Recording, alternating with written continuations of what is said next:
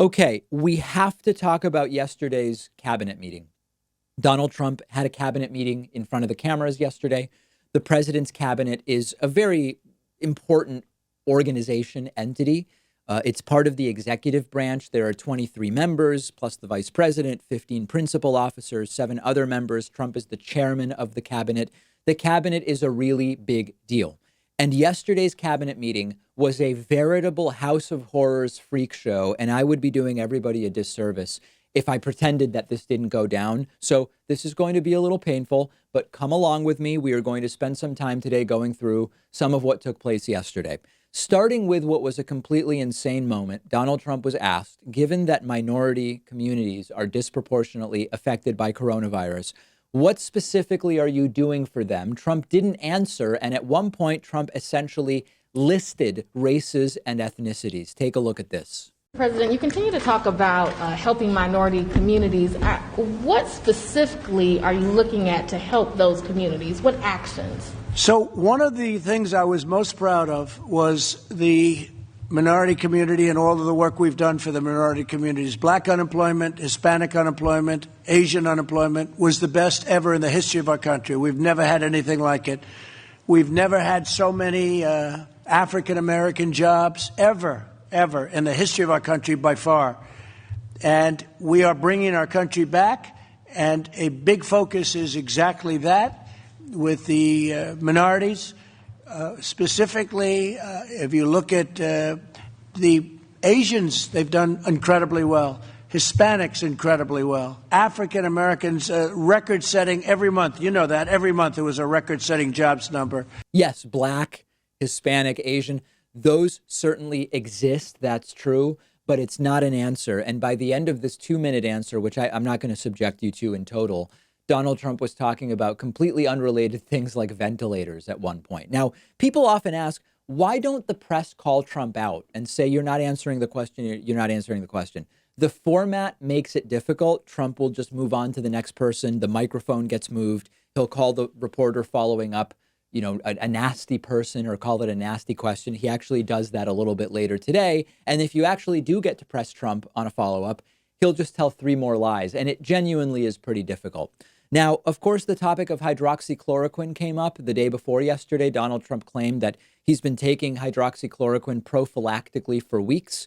And Donald Trump claims that the best randomized controlled trial that we have about hydroxychloroquine is a fake, false study. The FDA has said hydroxychloroquine should not be used outside of a hospital setting or... No, that's not what I was told. No, there was a false study done where they gave it to very sick people, extremely sick people, people that were ready to die. It was given by obviously not friends of the administration. And the study came out, the people were ready to die. Everybody was old, had bad problems with hearts, diabetes, and everything else you can imagine. So they gave it. So immediately when it came out, they gave a lot of false information. Just so you understand, great studies came out of Italy on hydroxy. You know what I'm talking about, right? Right? So it's true. It was given to people sick enough to already be in the hospital. That is true. But it was not a fake false study. It was a proper study. It had a placebo group. It had randomization. It's the best study we have so far. Now, let me go back to just that last moment of Trump's answer briefly. Trump does seem to forget what the drug is called there. He seems to glitch. He says hydroxy, and then he has this vacant look in his eyes. He seems to forget what he's talking about, fumbles to recover, and asks the reporter if they know what he's talking about. Take a look at that moment again. And just so you understand, great studies came out of Italy on hydroxy. You know what I'm talking about, right? Right? Great studies came out. Really strange stuff, for sure. Trump falling apart completely. Now, one more glitch here. Trump said something about doxes. I guess he was trying to say doctor here. Ourselves, many doctors, many doctors came out and they said, it's great. Now, you have to go to a doctor. Okay, so that one doesn't need too much more discussion. And then lastly, on hydroxychloroquine, here is Trump saying that hydroxychloroquine doesn't harm anyone, which is untrue. There are people who have been harmed by taking this medication. is true, one way or the other, whether you like it or not. It's been around for 70 years. Unbelievably effective for malaria and for lupus, and probably effective for arthritis. And what has been determined is it doesn't harm you. It's a very powerful drug, I guess, but it doesn't harm you. And so I thought as a frontline defense, possibly it would be good. And I've had no impact from it. I feel the same. I haven't changed. I don't think too much. And at some point, I won't take it. Might be soon, might be a little bit. It doesn't seem to have any impact on me, but it seems to be a extra line of defense, and it's gotten tremendous reviews from some people. He's not a different person as a result of taking the drug. That's good to know. Now, here's a really odd moment.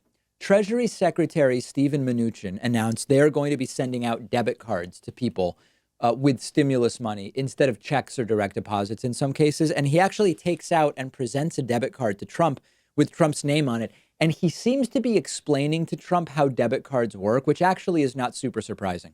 What a debit card looks like with your name on it, Mr. President. Now, there's no money for you on it. This is a blank debit card, but I want you to see what many Americans will now get so that we could get their money to them even quicker. And going forward, we think debit cards are a safe and secure way of delivering refunds. Do I sign the letter again or not? The next time we send money, you'll get to send another letter.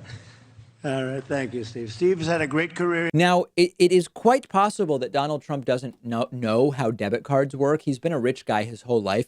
He may not understand how a debit card works, but my question is whether this is actually a good idea. If you send someone a debit card, how do you pay rent with that? How do you pay your mortgage with that? You often can't pay those with a debit card. And when you do, you sometimes pay 3, 4, 5, even 6% in fees. So it seems like a strange idea to me, quite frankly. We certainly need to learn more about it. And then here is Donald Trump once again calling a female reporter rude and telling her that's enough of you when she tries to follow up. Go ahead. Mr. President, why haven't you announced a plan to get 36 million unemployed Americans back to work? You're overseeing historic economic despair. What's the delay? Where's the plan? I think we've announced a plan. We're opening up our country. Just a rude person you are. We're opening up our country. We're opening it up very fast. The plan is that each state is opening, and it's opening up very effectively. And when you see the numbers, I think even you will be impressed, which is pretty hard to impress you. Yeah, go ahead, please. A lot of these jobs are not coming back. Go ahead. Thank you, Mr. And then very last thing, this is a bonus from earlier in the day. This was before Trump's cabinet meeting. Trump was asked about Nancy Pelosi's comment about him the day before, that as a morbidly obese man, as she put it, Donald Trump should not be taking hydroxychloroquine. And here's how Trump reacted. These people are sick. Pelosi is a sick woman. She's got a lot of problems, a lot of mental problems. We're dealing with people that have to get their act together for the good of the country. Okay. So there it is. A 73-year-old rich guy who literally wears orange clown makeup says that Nancy Pelosi is the one who is mentally sick. So these events are seen around the world. The civilized world can't believe that this is what's happening here. We are the laughingstock. And as I told you earlier this week, we are increasingly pitied by the world because this is the guy who's running the show. People see this. People see this. And even if a Trumpist thinks this is great, what a great Trump taking hydroxychloroquine and calling out reporters for nasty questions and all of this stuff, the world sees it, they laugh, and they pity us. And it's a really major embarrassment. It's a national nightmare that we really need to end. And we have the opportunity to end it just over 5 months from now. Check this out. The first 500 people who see this video and go to davidpakman.com/skill will get a premium membership to Skillshare for 2 months completely free. Skillshare is the online learning community with thousands of classes on almost anything you can imagine, always taught by experts. They have classes on drawing, painting, photography, video editing, web design, running a small business, and much more. I recently took a very interesting class called Simple Productivity, How to Accomplish More with Less, and got a bunch of great personal productivity tips out of it. We should allow ourselves a little time every week to either get creative, keep your brain sharp, learn something new. It's great for mental health, and almost all the classes are under an hour. So it's very easy for someone who's busy to take advantage of it. With Skillshare, you can discover a new passion, explore something you didn't know you would enjoy. But there's also plenty of classes for people with experience, so you can just get better at something you're already good at. And again, the first 500 people who see this video and go to davidpakman.com/skill will get a completely free premium membership for 2 whole months, giving you access to every class Skillshare offers. Check it out. I put the link right underneath this video.